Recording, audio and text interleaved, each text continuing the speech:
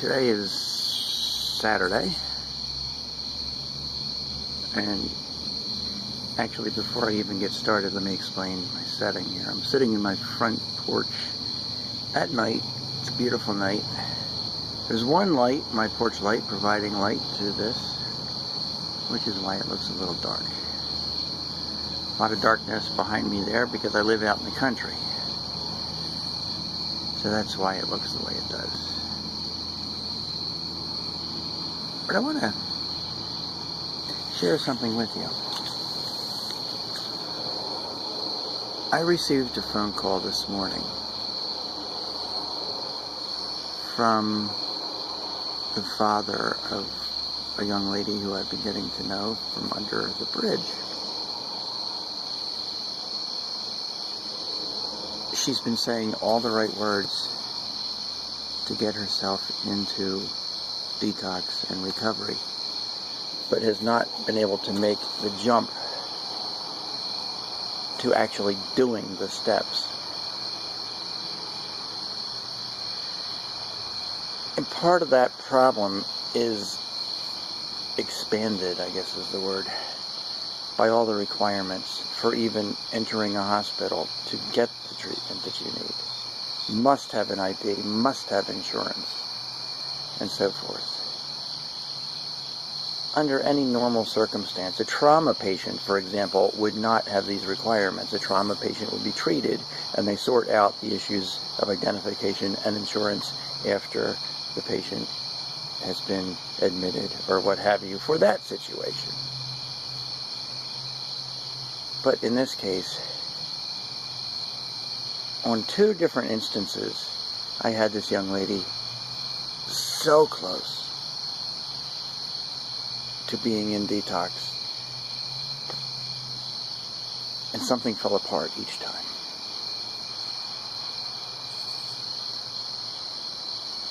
This created such tension within her and her family relationships that she realized she needed to do something drastic to get the health care that she needed or needs.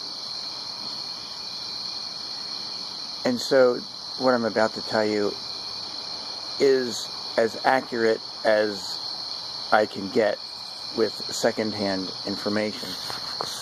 Although secondhand may not be exactly the right way to say it, because the one man was right there when she made this phone call. My young friend apparently last night called the police and told the police that she will be at XYZ intersection walking the streets as a prostitute looking for a date. And please come arrest her.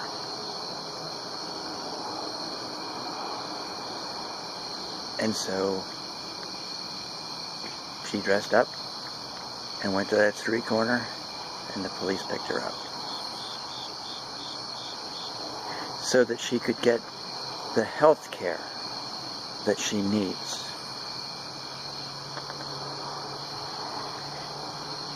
Now, you might be watching this video and saying, well, chances are she's been prostituting right along. Well, that may be true.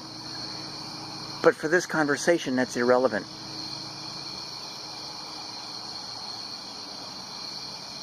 Imagine having this horrendous, potentially fatal health care issue for her being. And the only way that she can get immediate professional attention is to dress up as a prostitute, call the police, and say, come arrest me.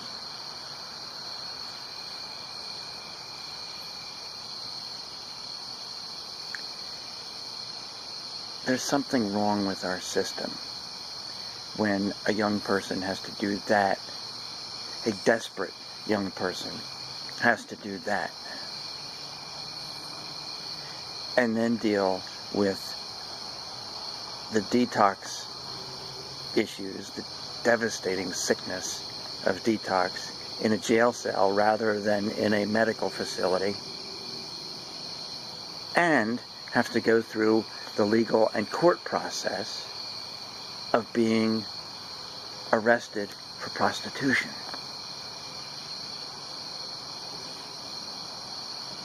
Does this make sense to you? Does this make sense? Do you want to help her and the thousands of others that are on the street? Assume, no, that's not the right word. Pretend they are the multi-trauma patient, the physical multi-trauma patient who has just arrived in the emergency room. You do not ask them for an ID. You do not ask them for insurance. You treat them immediately. And then you sort out the issues of ID and insurance. Think of all the lives that would be saved. Think of all the women in this particular case who would not have prostitution in their legal record.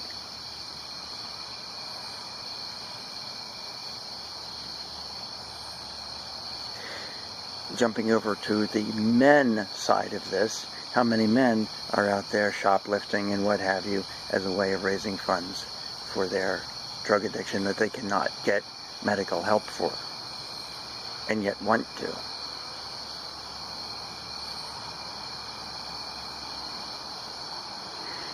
And so again, find a way, and it's very easy, find a way to allow the addict, the addicted person who wants to get detox and recovery, allow them to come to any emergency room and simply say, I want detox and recovery. And you check them in.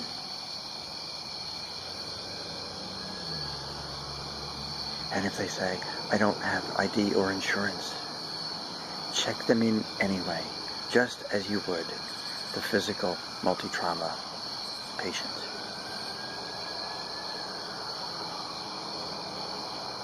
And that's all I have to say for now. So thank you.